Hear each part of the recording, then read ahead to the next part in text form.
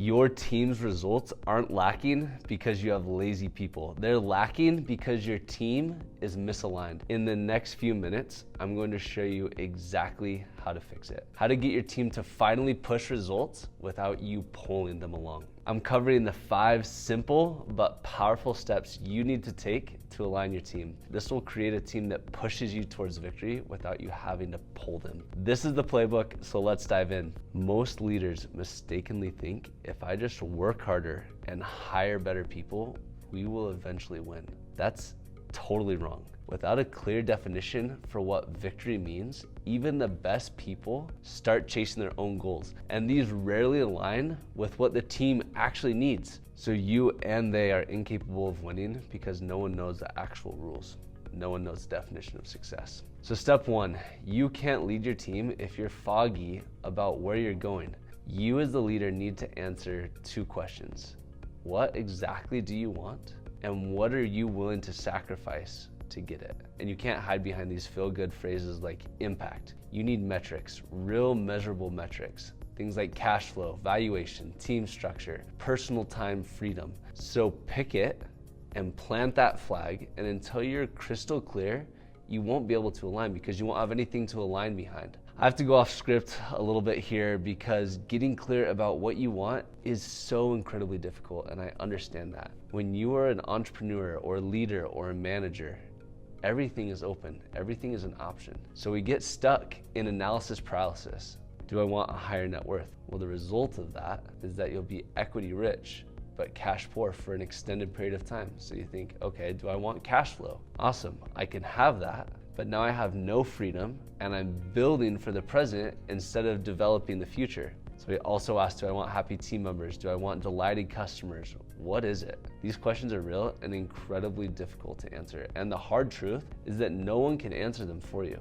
I spent a long time kicking that can down the road. I started a company strictly because I was excited about the prospect of a huge exit. When I got 3 years into it, I had no idea what I wanted. We hit $1 million in revenue in that year, and I thought everything was gonna get significantly easier.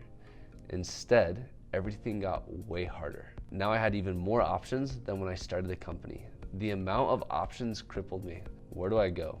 Because any path I went down was going to come at the expense of every other option that I could choose. But once I asked myself clearly, what do I want? That's when everything started to change. I answered that question, and the right partners came into the business. The wrong people left the business. We attracted the right customers, and we fired others. And we started finally making money, lots of money, because I had defined what I wanted and made the tough trade-offs to get it. There were hard parts. I lost relationships. We lost products that we had to shut down completely. We had clients that left us because we weren't a fit for them anymore. But we actually got what we wanted. We just had to realize that it came at the expense of things that we wanted, just not as badly. So once you answer that first question, the world and the universe starts conspiring to make those things happen because the universe rewards clarity. All right, so that's step 1. First is you gotta figure out as a leader, what do you want and what is it gonna come at the expense of? After you do that, that takes us into step 2. Look at your team and ask yourself, honestly, is this the right team to win the specific game that we're playing? We've just defined what the rules of the game are. If not, you either need to coach them up or fire them. You have to make the hard changes. Alignment doesn't mean everyone likes each other. It means everyone is sprinting towards the same finish without you having to drag them. And here's the hard truth. If you want extraordinary results, it's going to only happen with extraordinary people. So many people want to put garbage in and expect a polished product out. That's not how it works. You can tolerate B and C players and avoid hard conversations, or you can have those hard conversations, fire the people that don't fit, and coach up the people that do. The cost of your future is your current life.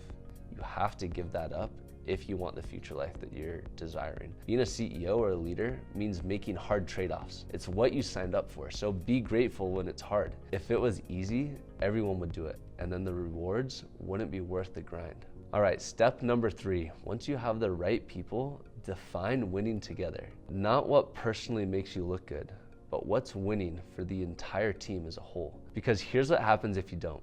Each member of the team starts creating their own scoreboard. Winners want to win. Sales will celebrate deals, even if they're unprofitable. Operations will celebrate efficiency, even if it's slowing growth. Finance will celebrate cost cutting, even if it kills momentum. Everyone feels like they're winning while the team as a whole is actually losing. So you need one scoreboard, one mission, one shared definition of success. And the magic is when you define winning together, you don't just get compliance, you get commitment.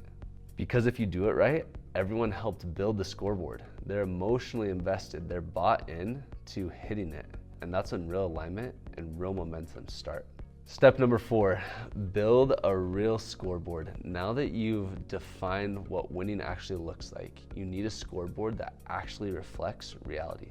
Most founders make the fatal mistake of measuring just 2 things, revenue and profit. And then they wonder why they're growing revenue, why the culture collapses, or they're cutting costs but losing customers. Real winning is multi-dimensional. So your scoreboard needs to measure multiple things: employee health, customer loyalty, cash generation, impact, profit. Even if one of those metrics is falling apart, you're not really winning, at least not in the long term.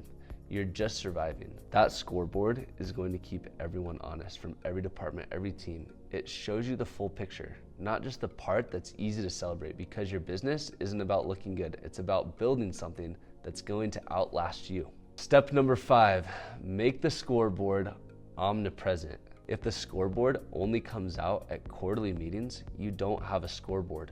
You have a dust collector. It should show up everywhere.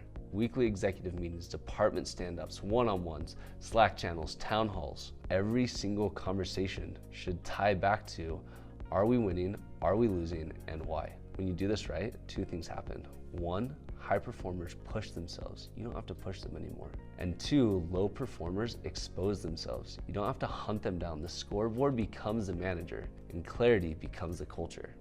So if your team feels slow, distracted, chaotic, stop blaming effort and start fixing clarity. Here's your full playbook.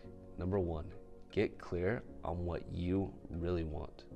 Number 2, build a team that can win that game that you've just defined. Number 3, define company-wide and with your team what victory looks like, not just department goals. Number 4, build a real holistic scoreboard that takes everything into account. And number 5, make it the heartbeat of your company. Most teams don't lose because of bad people. They lose because the leader never defined what winning actually meant. So define it or drift towards failure, 1 inch at a time.